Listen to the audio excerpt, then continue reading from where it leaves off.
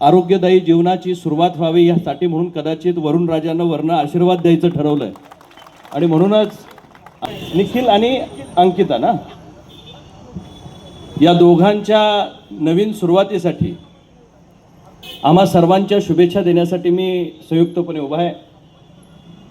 Doctor Chougale साहेब senior जे आहेत त्यांच्या वाढदिवसानिमित्त आपण मला या ठिकाणी एकदा बोलवलं होतं आणि वडिलांच्या प्रती असणारं प्रेम, या कुटुंबवत्सल माणसाबद्दल असणारी श्रद्धा आणि मुलांनी, मी खऱ्या अर्थानं अनेक कुटुंबामध्ये बघतो पाहतो,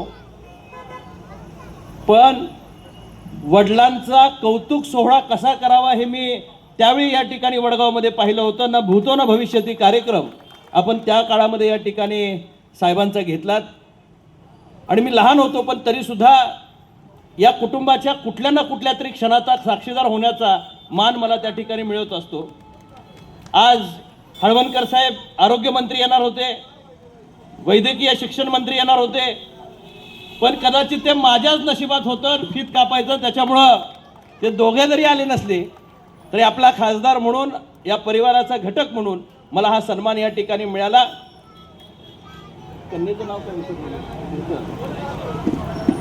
अनायशांना मराठी येतंय का नाही मला माहित नाही, आपको समझ आती है थोड़ी थोड़ी, यू अंडरस्टँड एव्हरीथिंग की थोडा थोडा एव्हरीथिंग। या दोघांनी हे संकल्प चालू केला। डॉक्टर साहेबांच्या अथक प्रयत्नातनं आज एका हॉस्पिटलचं अतिशय शानदारपणे या ठिकाणी उद्घाटन झालं। पाऊससुद्धा हळूहळू पडतोय, म्हणजे तुम्हाला बसता यावं 2 मिनटं। आज हार्टला काय प्रॉब्लेम झाला तर तिथं व्यवस्था आहे, किडन्या असल्या तर त्याला व्यवस्था आहे, लहान बच्चूला काय झालं तरी त्याला व्यवस्था आहे।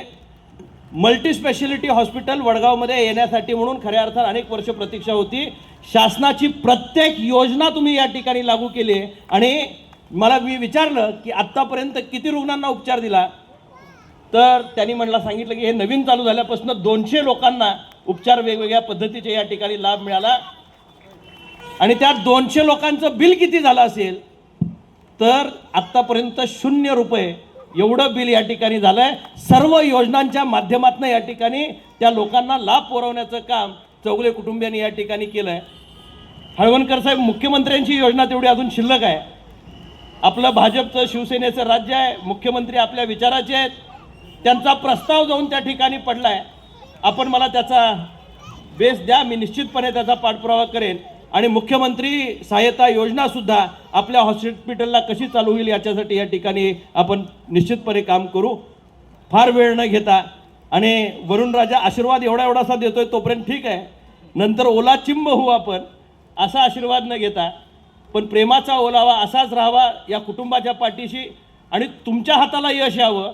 या हॉस्पिटलमध्ये पायरी चढणारा माणूस, तशी तुम्ही पायरीच ठेवलेली नाही ॲक्च्युली, बिन पायरीचं हॉस्पिटल तुम्ही बघितलं असेल, एका फ्लोअरला सगळं हॉस्पिटल या ठिकाणी एकत्र केलंय।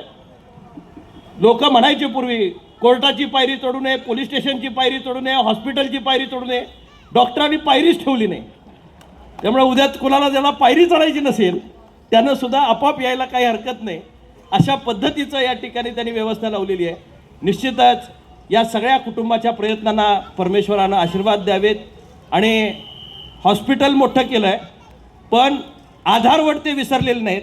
तिथं सगळ्यात वर पुतळा जर बघितला तर त्यांची प्रेरणा आणि आशीर्वाद घेऊन तुम्ही खऱ्या अर्थानं पुढे जाताय। निश्चितच परमेश्वर तुम्हाला काही कमी पडू देणार नाही। मी हळवणकर साहेबांना विनंती करतो 2 मिनिटं शुभेच्छा देऊन, कारण अजून पाऊस थांबलाय साहेब, जरा आभार मानून सर्वांच्या वतीनं मनोगत व्यक्त करावं। जय हिंद, जय महाराष्ट्र।